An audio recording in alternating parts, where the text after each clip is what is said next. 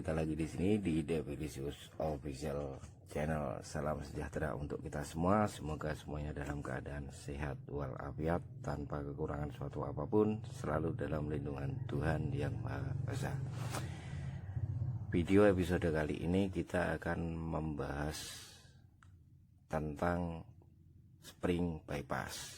Jadi di beberapa video terutama untuk di YouTube ini udah banyak yang memberikan tutorial tentang bagaimana cara membuat spring bypass untuk mod custom, mod upgrade atau build custom untuk center ya. Dan disitu dari sekian banyak video yang saya tonton, jarang ada yang memberikan detail alasan atau basic ilmu apa, dasar pemikiran yang bagaimana kenapa harus ada spring bypass untuk melengkapi custom atau upgrade. Nah, di video kita kali ini kita akan bahas ini komplit, detail, mulai dari basic sampai ke aplikasinya. Stay tune. Ini sudah saya siapkan materinya. Jadi previewnya adalah seperti ini.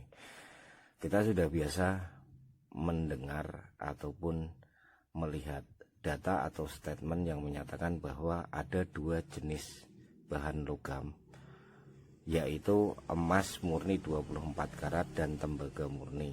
Dua jenis logam ini adalah jenis logam yang paling baik, paling bagus untuk menghantarkan arus dan tegangan listrik.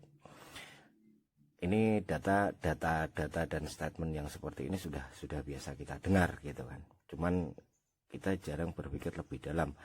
Perbedaannya sebenarnya apa? Apa yang membedakan dua jenis bahan ini dengan bahan-bahan logam yang lain? Kenapa kok hanya dua jenis logam ini yang dibilang paling bagus, sedangkan yang lainnya masalahnya di mana kok jadi beda? Nah, data kelanjutannya adalah seperti ini sebenarnya lengkapnya. Jadi setiap bahan logam ataupun material padat yang lain itu memiliki internal resistansi atau yang dimaksud dengan hambatan internal.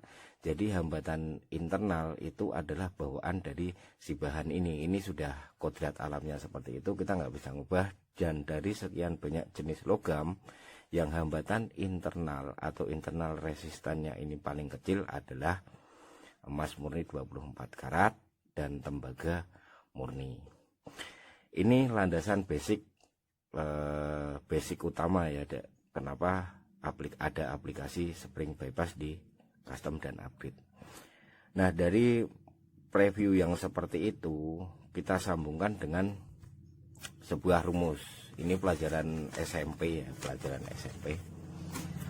Ini kita mengenal sebuah rumus baku di mana V sama dengan I kali R. Jadi V ini adalah deskripsi dari tegangan, I ini adalah variabel dari arus, R ini adalah resistan atau hambatan. Jika kita berbicara dengan rumus dengan tiga variabel seperti ini, pasti akan ada faktor perkalian dan faktor pembagian. Dulu bapak saya ngajarinya seperti ini, biar kita gampang mengingat. Kita buat sebuah piramida atau segitiga rumus yang seperti ini. Kita sudah tahu rumus bakunya.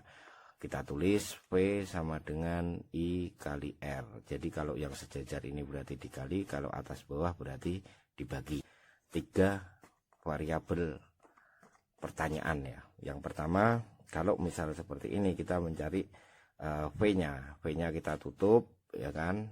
Berarti perhitungannya adalah I kali R atau arus kali resistansi.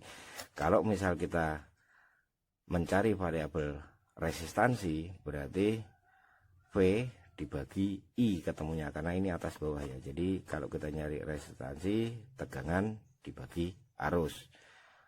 Lanjutannya adalah kalau kita mencari variabel arus, perhitungan arus, berarti V dibagi R atau tegangan dibagi resistansi.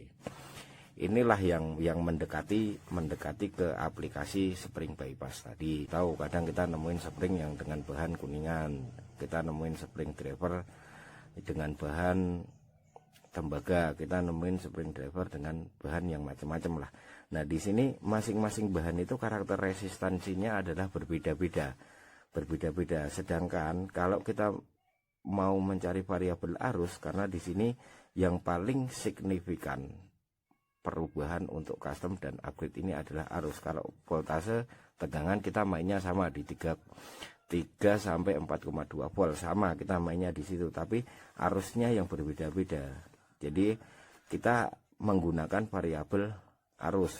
Arus berarti tegangan dibagi resistan. Berarti kalau dengan rumus yang seperti ini, semakin kecil nilai resistannya, berarti hasil arusnya akan semakin besar. Semakin besar nilai pembagi resistansi atau hambatannya ini, berarti arusnya akan semakin kecil, karena kita bermain dengan variabel V atau tegangan yang sama. Begitu. Nah, sekarang dengan kondisi yang seperti ini driver sudah kita bypass ya, kita bypass springnya. Jadi posisi kontak dengan plus baterai ini kalau tanpa bypass, posisi arus dari baterai berarti mengalir melalui spring baru nyampe ke positif drivernya. Dari sini internal resistansi dari si bahan spring tersebut berpengaruh mengurangi arus dari baterai. Dengan posisi kita sudah membypass, berarti hambatan resistansi yang dimiliki oleh bahan si spring ini sudah diabaikan. Jadi spring ini dianggap tidak ada. Meskipun secara fisiknya spring ini tetap ada, posisinya hanya sebagai penahan posisi baterai agar tidak goyang, agar kontaknya sempurna. Tapi kalau dari sisi perhitungan rumus, si baterai ini sudah langsung terkontak direct ke positif drivernya. Jadi begitu. Ini landasan basicnya tadi kita udah ulas, mulai dari resistansi bahan.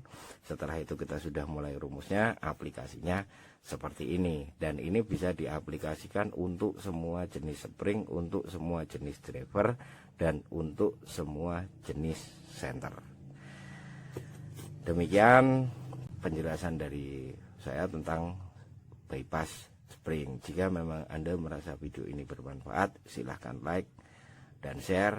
Semua ilmu yang kita bagi di sini adalah gratis. Jangan lupa subscribe agar Anda tidak ketinggalan video saya berikutnya. Terima kasih.